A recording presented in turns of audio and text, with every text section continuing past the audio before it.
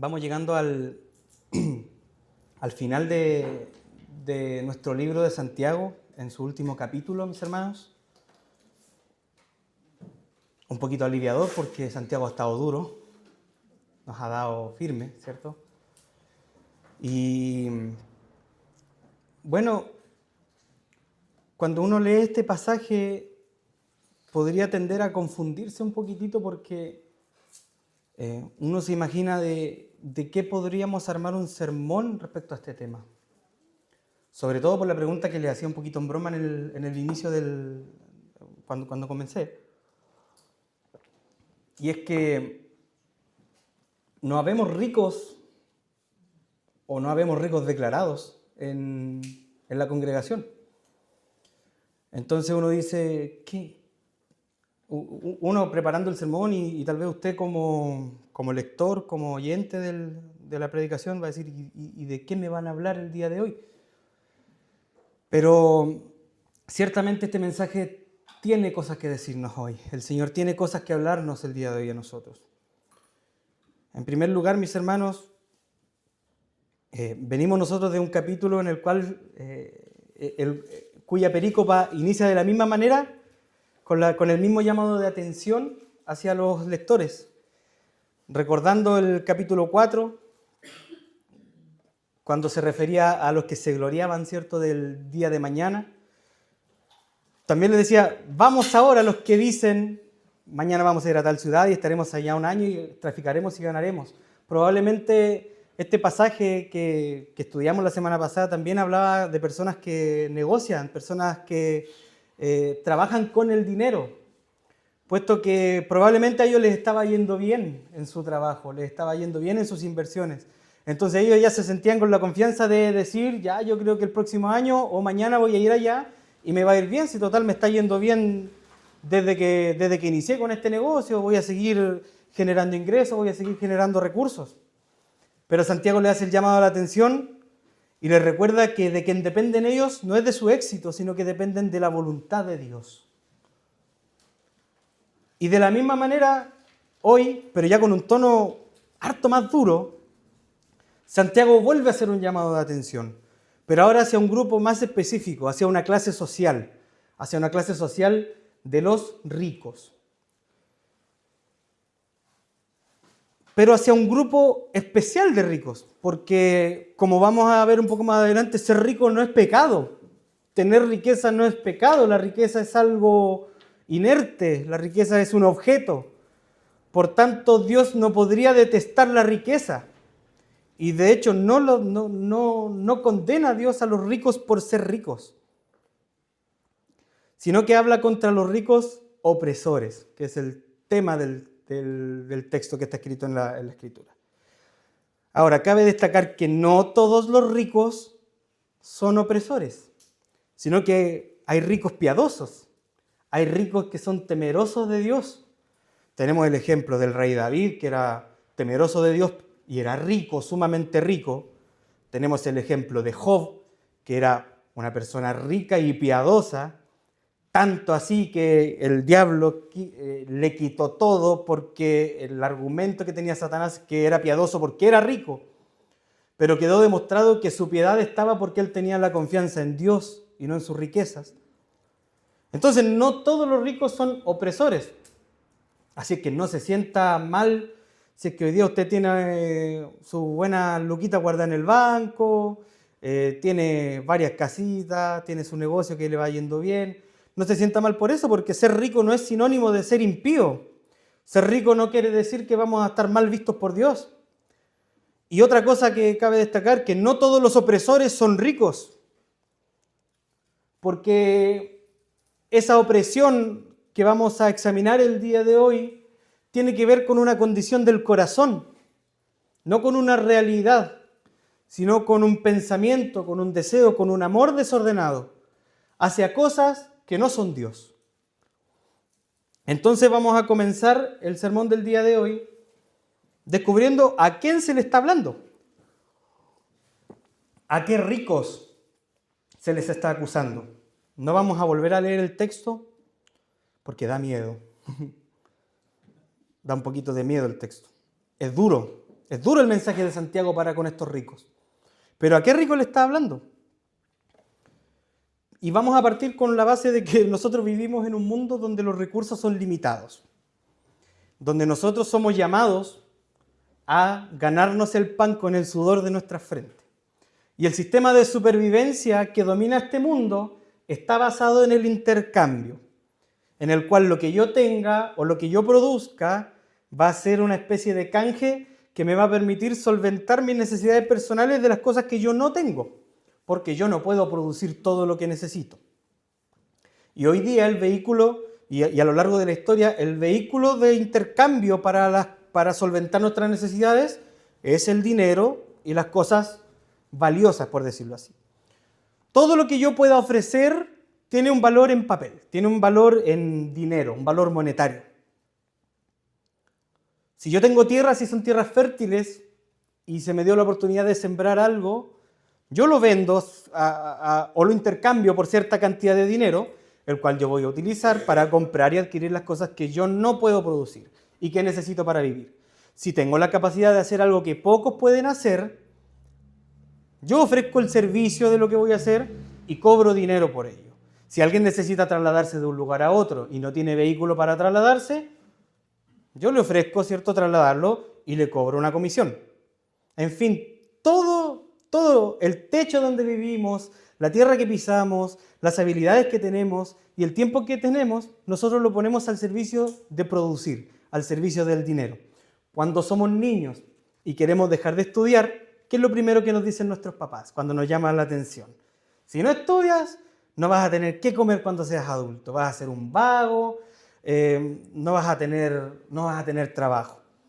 Si queremos estudiar algo menos tradicional, sobre todo los que somos músicos, lo primero que nos dicen, tú querés ser un muerto de hambre, ¿cierto? Y tienen razón. Nah. Cuando nos ofrecen un trabajo, lo primero que nos preguntamos es, ¿y cuánto me van a pagar? Y de seguro que aunque sea algo que detestemos hacer, hermano, aunque sea algo que nos dé repulsión de hacer, pero si le achuntan al precio correcto, yo creo que la pensamos 2, 3, 4, 5, 6 veces, si es que nos conviene realmente decir que sí, porque vamos a ganar platita. ¿Es pecado esto? ¿Es pecado tener dinero? ¿Es pecado aspirar a tener dinero? Para nada. De hecho, las riquezas y los bienes son bendición de Dios y son un medio que Dios nos ha dado para nosotros poder, en primer lugar, sustentarnos a nosotros mismos y a nuestras familias y también para hacer expandirse el reino de Él. Entonces los recursos son una bendición de Dios. De hecho, en Primera de Crónicas, capítulo 29, versículos 11 y 12, el rey David, luego de haber recibido una ofrenda que tiene que haber sido muy abundante, él se sintió muy contento y muy agradecido de Dios. Y él inmediatamente le dio la gloria a Dios por esas riquezas. Y le dice, tuya es, oh Jehová, la magnificencia y el poder, la gloria, la victoria y el honor, porque todas las cosas que están en los cielos y en la tierra son tuyas. Las riquezas, en el 12 dice, las riquezas y la gloria proceden de ti. Y tú dominas sobre todo. En tu mano está la fuerza y el poder, y en tu mano hacer el grande y el dar poder a todos. Entonces, todo lo que tengamos nosotros, si tenemos riqueza, mi hermano, si nosotros tenemos bienes sobre los cuales podamos comerciar, sobre los cuales podamos nosotros hacer crecer e invertir, son ciertamente un don de Dios y un medio que Dios ha provisto para nuestra subsistencia. Es difícil esa palabra. Entonces, está bien pensar en el dinero, si hay que vivir de algo, si efectivamente nosotros no podemos vivir del aire y no podemos quedarnos sentados esperando que la lástima o la caridad de otros nos permita alimentarnos o vestirnos. De hecho, Dios condena al que es flojo también. Tampoco Dios se agrada del que es vago, del que es ocioso, del que no tiene un empleo, del que no produce. El mundo se mueve a través del dinero y se mueve a través del intercambio. Entonces es correcto que pensemos en buscar una seguridad y tener esa seguridad de que no nos van a faltar las cosas que nosotros necesitemos. Es bueno esforzarse, mi hermano, por tener una vida más cómoda. Es bueno saber dar valor a lo que usted ha aprendido, al oficio que usted tiene. Es una meta válida lograr que nuestro emprendimiento tenga éxito, que nuestro trabajo y esfuerzo nos permitan vivir cómodos, sin el temor de que el día de mañana nos vaya a faltar el pan. Todo eso es bueno, es correcto. No es un pecado el buscar el sustento y el buscar tal vez tener un colchoncito debajo de la almohada que me permita salir de apuros. Bajo ese concepto, qué bueno sería que todos acá fuéramos ricos, ¿cierto? Qué bueno sería que no tuviéramos que estar contando las moneditas a fin de mes o tener que estar haciendo malabares para salir de los apuros, cosa que nos ha pasado a todos acá. O que no necesitemos endeudarnos cuando nos enfermemos, que no tuviéramos que vivir en una casa que no sea nuestra y estar pagando un arriendo, que si queremos salir de vacaciones a alguna parte, no tengamos que ahorrar por años, ni estar pagando años por unas vacaciones. Dios no condena eso, amados hermanos. Dios no está en contra de que usted trabaje y gane lo suficiente como para que todas sus necesidades sean satisfechas, porque el dinero y la riqueza son una bendición de Dios. Recursos dados para que administrándolos, y esa palabra es clave, para que administrándolos podamos sustentarnos y también sustentar. El tener recursos, hermanos, es una herramienta que Dios nos ha dado, con la cual Él nos demanda hacer crecer su reino por toda la tierra. Son necesarios para la vida, por tanto es correcto buscarlos. Pero hay un problema, y el problema inicia cuando el ser humano comienza a desear el dinero y las cosas materiales de manera desproporcionada a sus necesidades. De hecho, un teólogo muy antiguo, Tomás de Aquino, menciona respecto al equilibrio entre el bien material y el pecado que se genera por el exceso de esto. Él dice, el pecado se da en el exceso de esta medida cuando se quieren adquirir y retener las riquezas sobrepasando la debida moderación. Esto es lo propio de la avaricia, que se define como el deseo desmedido de poseer. Acá nos estamos empezando a enfrentar un problema. Cuando el ser humano comienza a desear más, mucho más de lo que necesita para vivir, a tal punto de no descansar en sus afanes para lograr que su cuenta crezca o que sus posesiones aumenten, entonces ahí el ser humano empieza a caer en un círculo vicioso, mis hermanos, que lo lleva casi inevitablemente, y en el 99, casi 100% de los casos, a que las posesiones y las riquezas se transformen en un nuevo Dios al cual servir. Aquí ya estamos enfrentándonos a un problema. Aquí estamos enfrentándonos a la clase de ricos contra los cuales Santiago está hablando. Porque podría estar bien, mi hermano, que a usted le guste tener dinero o tener dinerito ahorrado por ahí, pero todo tiene un límite. Y este límite se sobrepasa cuando el medio, que son los recursos que Dios nos ha dado para sobrevivir, se transforman en un fin. En otras palabras, mis hermanos, el disponer y dinero y todas las derivaciones del dinero, que son un medio que Dios nos dio para poder tener lo que necesitamos, se transforma en el objetivo principal de la existencia del ser humano. Como si el fin principal del hombre fuera tener dinero y disfrutar de él para siempre. Como un guiño ahí al fin principal del hombre, ¿cierto? Y de hecho existen personas cuyo Dios es el tener. Y no solamente el hecho de tener, sino que el tener más que todos. El tener más que los demás y ser ojalá el único que tenga. Y estas personas destinan su vida a las posesiones y se entregan a la ambición de esos corazones que están sedientos y hambrientos de acaparar y acaparar recursos, llenando sus bolsillos y sus cuentas de tanto que ni en 1000 vidas podrían terminar de gastarlo. Y no se sacian jamás, hermano. Este es un vicio. No se sacian jamás y no se cansan de jactarse de lo que tienen. Inventan los lujos más asquerosos y más repugnantes que podría imaginarse usted. Y para ellos, quien no tiene nada, no vale nada, porque el valor de las cosas para ellos es cuánto dinero vale. Ricos opresores son llamados en el pasaje de hoy. Idólatras del dinero y de las posesiones. Gente en cuyo corazón lo que habita es la avaricia. Santiago lo que está haciendo en este texto, tal y como los profetas del Antiguo Testamento, denuncia y condena a los ricos. Su mensaje en realidad es desolador y es atemorizante y debería remover las conciencias de aquellos contra quienes va destinado el mensaje. ¿Por qué digo debería? Porque lo más probable es que estas personas y estos ricos a los cuales Santiago le está hablando posiblemente ni recibieron el mensaje, posiblemente ni oyeron las palabras, ni las leyeron. La actitud de Dios para con los ricos queda en evidencia a través de toda la Escritura. No de los ricos en sí, sino que con los ricos que son opresores. No es que Dios tenga un problema con que estos hombres sean acaudalados, hermanos, sino que el problema es que claramente en esos corazones lo último que reina es Dios. Ya que el eterno Dios ha sido desplazado del trono de sus corazones y se ha puesto en su lugar lo que es perecedero, ubicándose como el fin mismo de sus vidas, la posesión de las cosas que Dios da y no el Dios que da las cosas. Santiago los está denunciando y les advierte lo que va a venir por ellos. Algo por lo cual deberían ellos literalmente, como dice en el versículo 1, iba a buscar como si estuviera ahí, llorar y aullar. Aullar. Y esta palabra es literal aullar, es una onomatopeya, es el ruido que deberían hacer ellos de tanto lamentarse. No voy a aullar en estos momentos porque lo pensé. Dios los llama a llorar, a sufrir y a lamentarse, no a arrepentirse.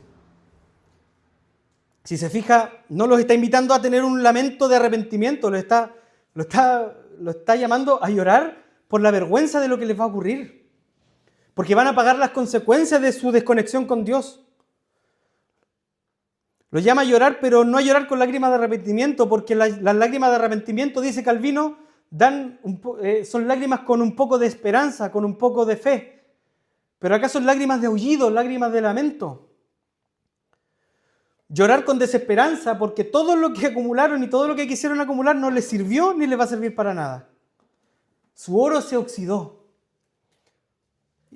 El oro es un metal precioso que no debería oxidarse, se llenó de orín. Y su ostentosa ropa se apolilló. De tanto tener y de tantas cosas que ostentan, todas las cosas, por más valiosas que sean, para ellos han perdido su valor. Y lo que ellos creyeron que era su garantía de por vida, se transformó de la garantía de su vida al testigo de sus propias condenaciones.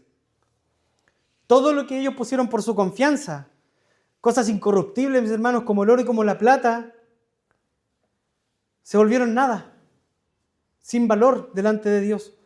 Sus despensas están tan llenas de trigo, de cereal, de poroto, en el caso actual, tienen la despensa tan llena que todo lo que tienen guardado se venció y ya no sirve para comer, sino que ahora es basura. Tienen tanta ropa, se han preocupado de tener tanta ropa en sus vidas que se la ponen una vez y queda en el armario y ahí queda hasta que las polillas se la comen. ¿Y todo para qué? ¿Para su vejez? ¿Para disfrutar más adelante de una vida tranquila? ¿Para tener alguna garantía de supervivencia? Esas son las excusas que dan los ricos. Yo junto para tener un colchón en mi vejez y no tener necesidad, no tener que mendigarle nada a nadie. Pero todas estas excusas, amados hermanos, son una máscara para ocultar que el verdadero Dios que está en sus corazones es la avaricia, el deseo y el amor por tener. No logran reconocer que todo cuanto puedan obtener en esta vida tiene fecha de vencimiento. Creen que sus grandes posesiones los van a salvar para siempre. Y quizá eso sea un poco cierto, tal vez sea parcialmente cierto. Porque nosotros vemos hoy en la actualidad que los ricos generalmente caen paraditos. Que al rico no le pasa nada, que el rico es intocable, que aquel que tiene dinero y que tiene poder y ostenta su poder cae siempre parado y parece ser que son personas intocables. Y cuando llega la ley y cuando el castigo cae sobre ellos, los castigos que reciben son ridículos. Cosa que a un pobre, y siempre dicen, no, pero no sea pobre el que cayó. Si es pobre, condenado, 30 años a la cárcel. Si es rico, paga fianza y se va para la casita. Y Dios desde los primeros tiempos ha denunciado y condenado a quienes lo olvidan, cegados por la ambición. Desde el tiempo de los profetas como Amós, como Isaías. De hecho, Amós condenaba que en el pueblo de Israel los ricos dormían en camas de marfil y no se preocupaban de la necesidad de los pobres de su pueblo. Y han sido denunciados y el juicio de Dios sobre ellos ha sido anunciado, sobre todo hacia aquellos que en esa incesante búsqueda de hacerse más rico y más poderoso, se aprovecha de aquel que menos tiene. Y hoy Santiago nuevamente habla y anuncia un mensaje de condenación, de juicio sobre aquellos que son ricos, que llenan sus graneros con avaricia, porque para ellos está reservada la ira y el juicio de Dios. Posiblemente, mis hermanos, estos ricos, hay opiniones divididas, así que Santiago se está refiriendo a cristianos o a ricos que no profesan la fe. Hay pensamiento de que tal vez, porque ciertamente habían cristianos con mejor situación que otros y que tal vez oprimían un poco a sus hermanos débiles o no se preocupaban lo suficiente, tal y como el mensaje de Santiago ha venido a decir, que no se preocupan por el que no tiene abrigo, por el que no tiene techo. O tal vez le está hablando a personas poderosas que oprimían a los cristianos porque dentro del contexto de lo que estamos viendo, los cristianos no solían ser las personas más exitosas de la sociedad. Pero sin embargo, hay una pena de Dios para condenar este pecado que es la avaricia que reina en los corazones de estos ricos. Y ahora el llamado, mis hermanos. Y lo que quiero que usted piense en su corazón, porque, como le digo, el problema no era con las riquezas, el problema era con el corazón de estos hombres. ¿Qué está en su corazón, hermano? ¿Qué deseo hay en su corazón? ¿Realmente sigue siendo el Dios dador de todo lo que usted tiene, su Dios? ¿O en algún momento de su vida, de su caminar hasta ahora, ha ido cambiando el Dios que reina en su corazón y lo ha cambiado por algunos de los bienes que Dios le ha dado? Porque aunque usted tal vez no vaya a ser condenado y no vaya a ser devorado en el infierno, mis hermanos, ciertamente nosotros le pertenecemos a un Dios que anhela que nosotros vivamos conforme a su justicia. Y la justicia de Dios es usar como se debe los recursos que tenemos para bendecir a nuestros hermanos que están en necesidad. Y nunca olvidarnos que nuestro Dios es Dios, no las cosas que Dios nos da. Y en el segundo lugar, ya avanzando un poquito en el texto, como un segundo punto, nosotros vamos a ir viendo cómo se comportan estos ricos, porque estos ricos tienen un comportamiento que es como una cadena de cosas que ocurren, producto del pecado de la avaricia. En la Suma Teológica de Tomás de Aquino menciona algunos pecados que son hijos del pecado de la avaricia, que son productos casi inevitables de esa relación con las riquezas que están en los corazones. Entonces, ¿cómo se comportan estos ricos? En primer lugar, en el versículo, déjenme buscarlo, en el versículo 3, al final, acumulación desmedida. Primer comportamiento de estos ricos, acumulación desmedida. Han acumulado tesoros como si mañana se fuera a acabar el mundo. Acumulan y acumulan y acumulan, bajo el pretexto de hay que prepararse porque la economía en cualquier momento va a caer. Entonces acaparan en su poder, en sus graneros, en sus despensas, en sus cuentas, todo cuanto sea posible obtener, bajo los medios que sean necesarios. ¿Recuerdan ustedes lo que pasó en la pandemia con las mascarillas? ¿Por qué cree usted que eran tan difíciles de conseguir y por qué eran tan caras? Porque la gente se enloqueció, porque la gente se enfermó por las mascarillas y el que tenía plata iba y compraba un palet de mascarillas. No le interesaba que no quedaran más, que subieran de precio. El que tenía más, compraba más mascarillas. ¿O recuerdan lo que sucedió a principios de año cuando subió la benzina? Estaciones de servicio vaciadas, por personas que iban con verdaderos estanques en sus camionetas a echar más benzina de la que ellos necesitaban por el simple hecho de que ellos tenían el dinero para comprarla y querían evitar que subiera después. No les interesó que el de atrás quedara sin combustible, a él le interesaba acaparar, que es lo típico que ocurre en una crisis, porque el corazón del hombre seguía hacia allá, el corazón del mundo seguía hacia allá, hacia el acaparar, no importando que los demás no tengan, pero que yo tenga lo necesario, y más de lo necesario. El principal problema, mis hermanos, y el principal pecado de esta excesiva acumulación de riquezas, lo cual claramente no es solamente tener dinero, sino cualquier bien del que se pueda disponer, es que en su afán de tener y tener y tener y tener, dejan a los demás con las sobras y migajas o simplemente los dejan sin nada. El avaro y el rico al cual se refiere Santiago es una persona egoísta, que quiere todo para ella misma y no le interesa que su vecino se quede sin pan o sin techo. En segundo lugar, el robo y la estafa, que es... Gracias. Sí, tengo sed. El robo y la estafa, mis hermanos. Porque cuando el rico tiene y en su deseo de tener y tener y tener más, va a empezar a caer en otros pecados. Porque este pecado, este ídolo de la avaricia es tan demandante que hace que caigamos de un pecado tras otro, hasta perder el control y la decencia. Santiago directamente está acusando a estas personas que han robado, y robado en una de las formas más abominables para Dios. ¿Por qué? Porque no le han pagado los salarios a sus jornaleros, y Dios condena a aquel que retiene en su poder el sueldo de quien trabajó para él. Los jornaleros, mis hermanos, no eran personas de muchos recursos, eran personas que trabajaban por su necesidad, que acostumbraban a pararse en la plaza esperando que llegara alguien que tuviera tierras a contratarlos y los llevara a cosechar, a plantar, y les pagara al final del día con un sueldo que habían acordado. Pero estos hombres, estos ricos, les retenían el sueldo, los engañaban bajo cualquier excusa. Es que lo hiciste mal, es que... Lo típico cuando uno va a trabajar a los arándanos, es que estos arándanos están verdes, no me sirven para nada y más encima quieres que te pague. Pero los terminan engañando y o no les pagan lo que corresponde o simplemente no les pagan. Santiago menciona que no les han pagado, en otras palabras, los dejan sin alimento a ellos y a sus familias. Se aprovechan de aquellos que por necesidad han ido a sus campos, mis hermanos, y trabajar. Increíblemente, estas personas que van a cosechar los frutos son los que les proveen en alimento a estos dueños de estas tierras. Y ellos dejan sin alimento a quienes fueron a recolectarlos para ellos. Al que está encandilado, mis hermanos, con el brillo del oro, lo persigue tanto y lo persigue tan cegado que no le importa a cuántos tiene que pisotear para alcanzarlo. Esta gente cree que tiene derecho a conseguirlo todo y considera indigna y sin valor la propiedad del que está por debajo de él.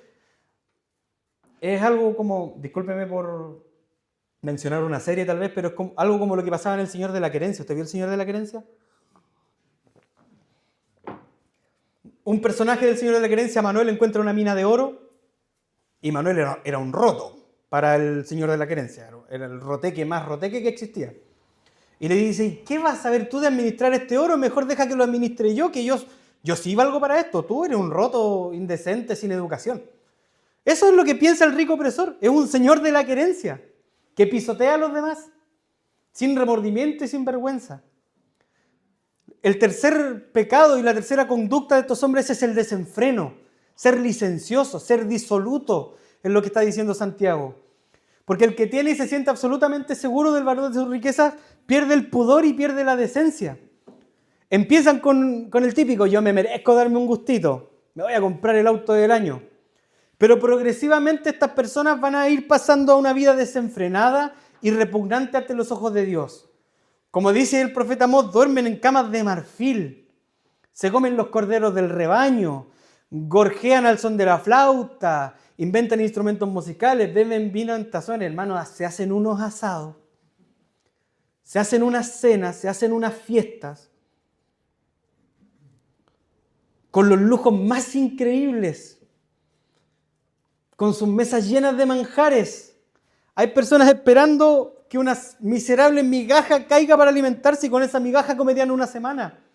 Se atiborran de comida como cerdos preparándose para el día de la matanza. Santiago los acusa y les dice, llenan sus corazones como animales en el día de la matanza.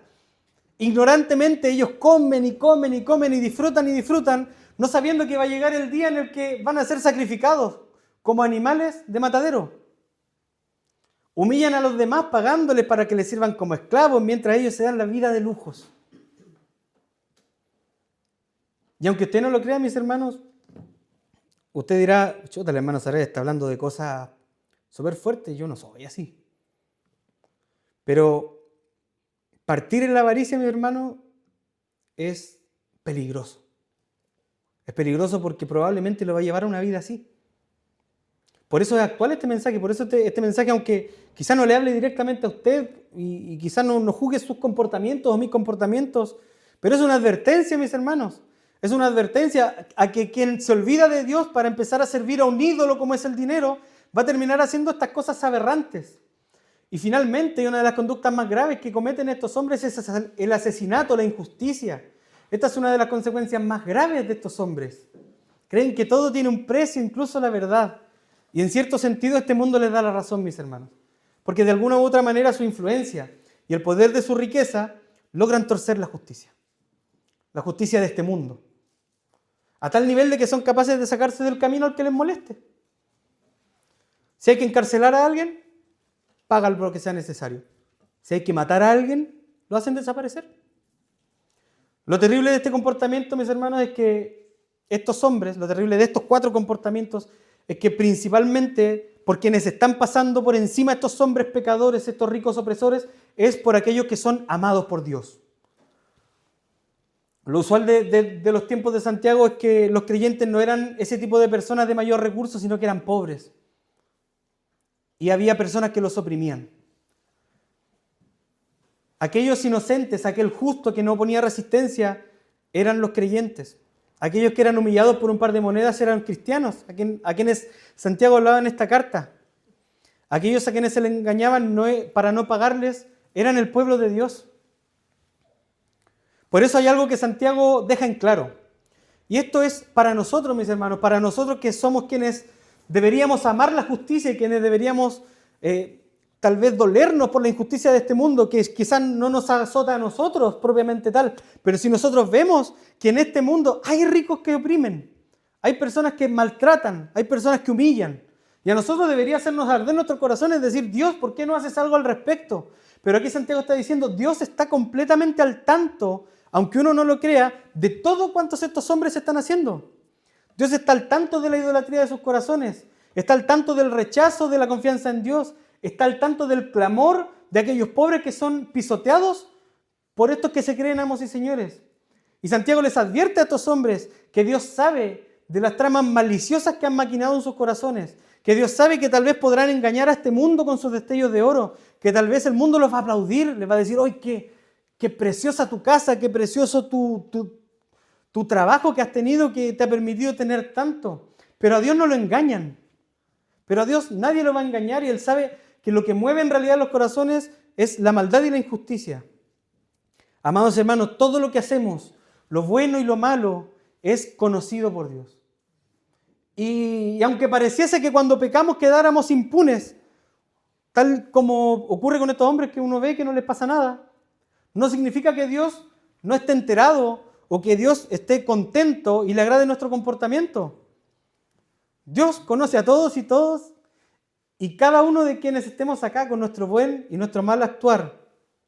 Y el hecho de que Dios hoy esté teniendo paciencia y misericordia frente a nuestro mal comportamiento no es una licencia para continuar en aquello.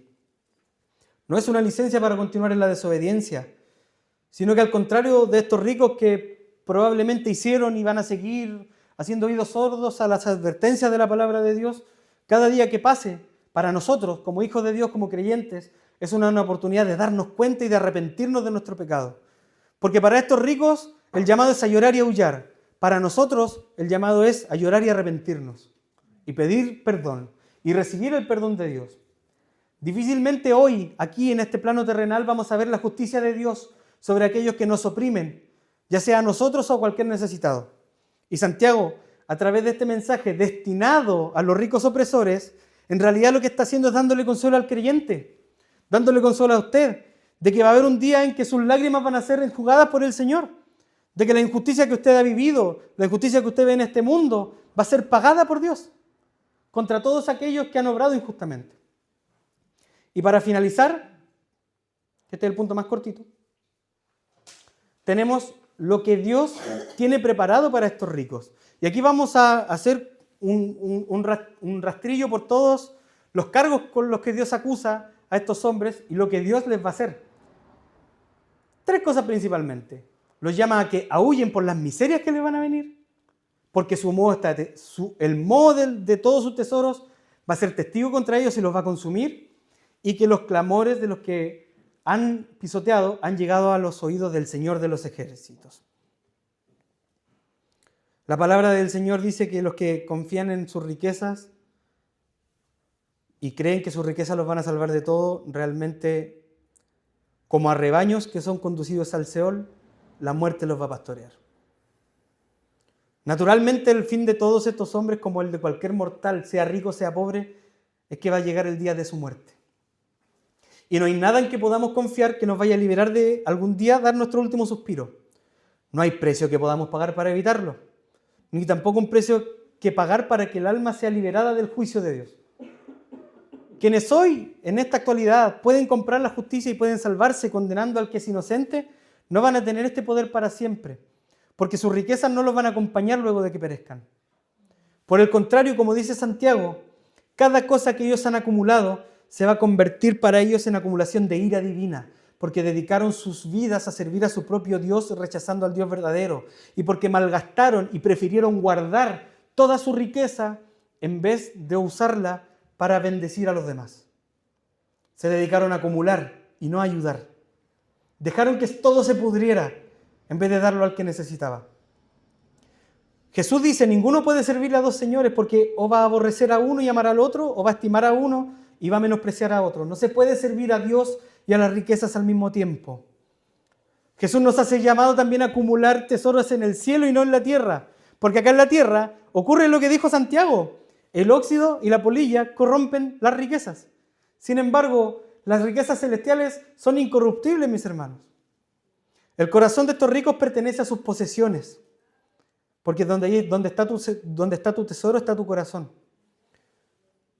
Y de la misma manera, cualquier tipo de idolatría que esté dominando a cualquier ser humano va a capturar y apresar a su corazón, de manera que el hombre se vuelve esclavo y servidor de su pecado, y que no pueda salir de ahí.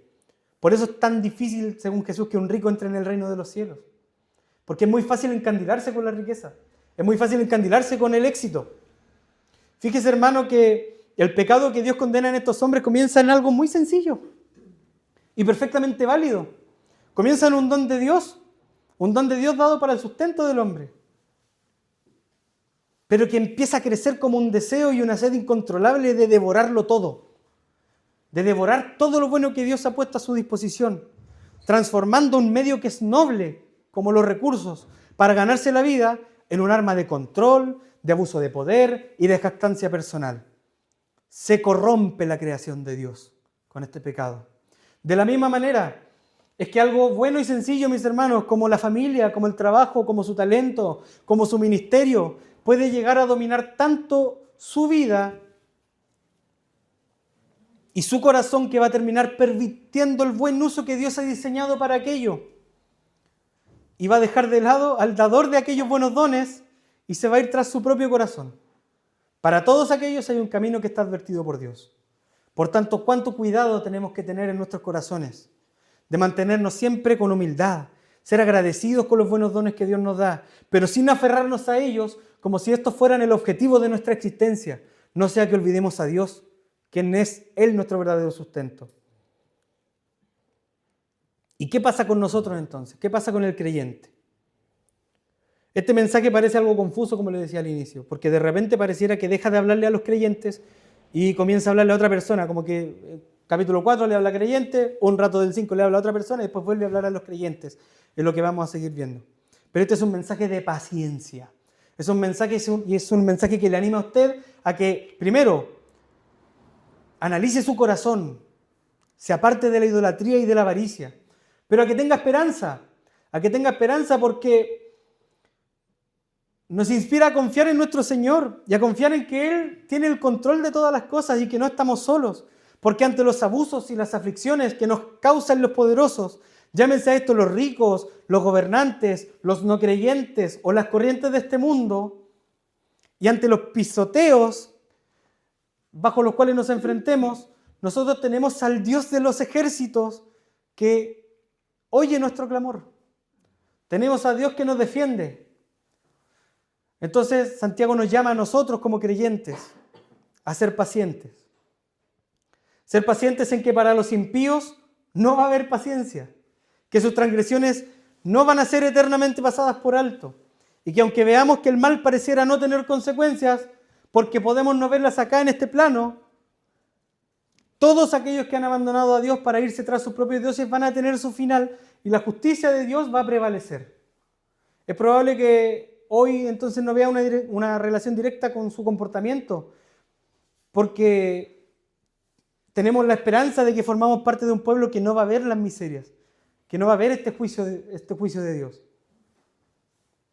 Pero sí tenemos que ver y entender que nuestro Dios es un Dios justo y soberano, y que nosotros somos pertenecientes a un Salvador que ha vencido, y que Él nos dijo que íbamos a ser pisoteados y que íbamos a ser perseguidos.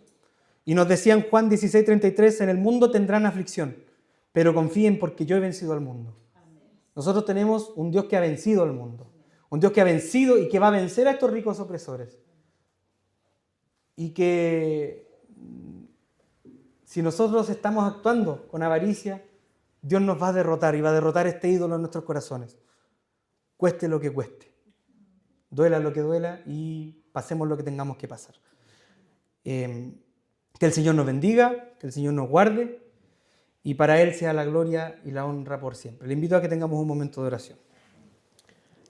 Amado Dios, te agradecemos, Señor, por tu palabra. Te agradecemos.